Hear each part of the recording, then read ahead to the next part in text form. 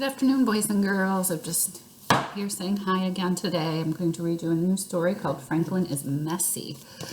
I hope you enjoy it.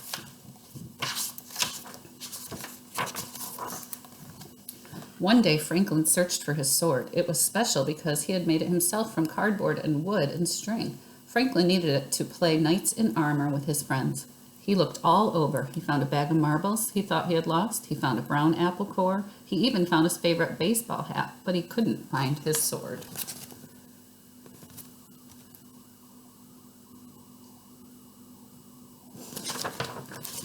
Have you seen my sword? Franklin asked his mother. Franklin's mother looked around his room. She shook her head. All I see is a big mess. Please tidy this room before you go out to play.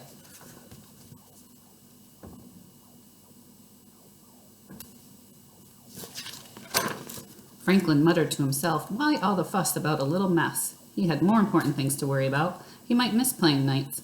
Franklin hurried. He opened his closet and heaped in an armful of books inside. He piled all his blocks in the middle of his room. He threw his hat in the corner and put the apple core in a drawer. All done, he said to himself. Still, he hadn't found his sword.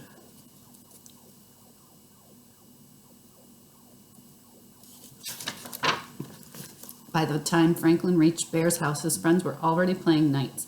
Bear slashed the air with his sword. Beaver lunged at evil dragons. Hurry, Franklin, shouted Bear. We need you.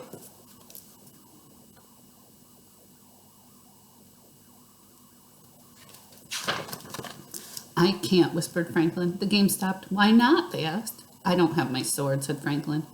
Bear was disappointed. But how can we play knights without swords? He asked. Franklin looked around. He found a stick on the ground. I'll use this, he said.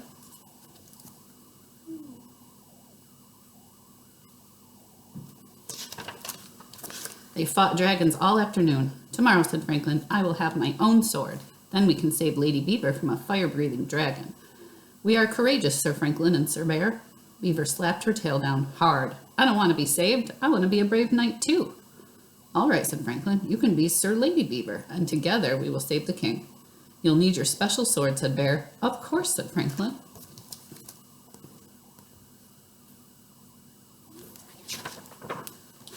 When Franklin got home, his father was annoyed. I found this in your drawer, he said, holding the apple core. That's not where it belongs. And I found this hat on the floor. That's not where it belongs either.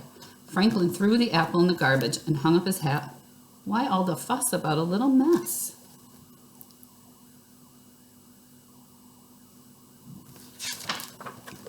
Goose came by looking for a puzzle she had loaned to Franklin. Can I please have my puzzle back, she said. Franklin looked. His room was such a mess that he couldn't see the puzzle amongst the books and crayons and blocks. Maybe it's in my closet, said Franklin.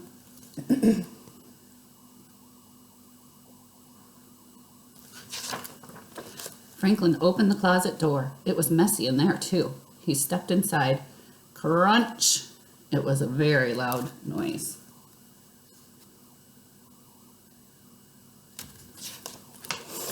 Franklin's parents came rushing in. Are you all right? They asked. I'm all right, said Franklin, but my sword isn't. He held up the shattered pieces. What a mess, Franklin said sadly. Maybe you need more places to put your things, said Franklin's mother.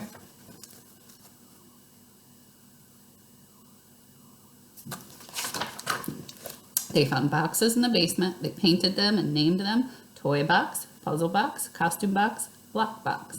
They put books on the bookshelf, then they put a special hook on the back of the door for a new sword.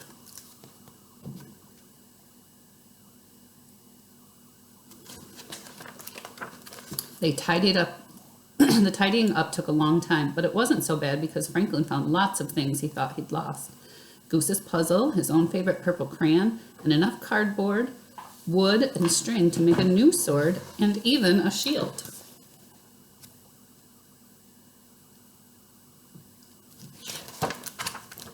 The next morning, Franklin dressed in full armor. He was especially proud of his new shield. It said, Sir Franklin, loyal and brave. Sir Franklin, said his mother, I think you forgot something. Franklin's mother whispered in his ear. Franklin smiled. They took a crayon and added 2 more words to his shield.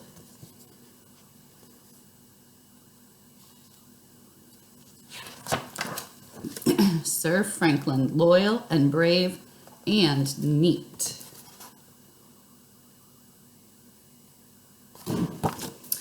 I hope you enjoyed today's story. I hope you're all having fun at home and you're playing and you're getting outside, getting some fresh air.